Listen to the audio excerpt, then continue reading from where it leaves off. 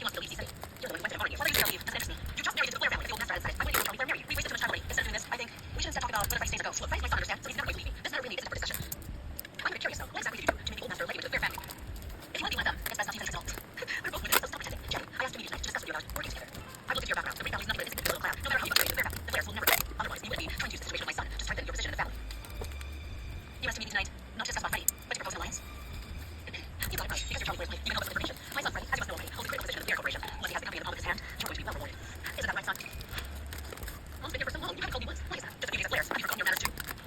Darryl is beyond question, but you're claiming that when Freddie gets control of the Blair Corporation, he'll get my share of benefits. Forget my London Cincinnati too. Aren't you being a bit naive about it? Please turn down my offer. Not only am I turning down your offer, I'm taking this seriously. It's also going to be the last time I discuss Freddie's guardianship with you. I've already accepted Freddie as my son. That's going to leave me. That's out of the question. Are you sure? Don't think that just because you're Charlie Blair, you can be here and challenge me. I have Freddie. He's the heir to the Blair family. What do you have? Clearly you're nothing but the Blair family's tool against me. So stop acting arrogant with me. Since there's nothing left to discuss, Freddie, you'll go back to your mother. Sure. It's about time anyway. Listen, Jenny, I advise you to not be so full of yourself. I'm Freddie's birth mother. If he's not coming with me, you think he can go with you? Freddie says he'd go with you.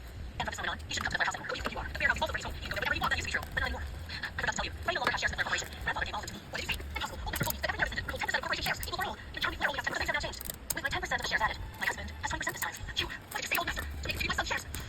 I said, those who don't stay with the Blair family must have different intentions. Better to deal with it early. So bless you, you little witch.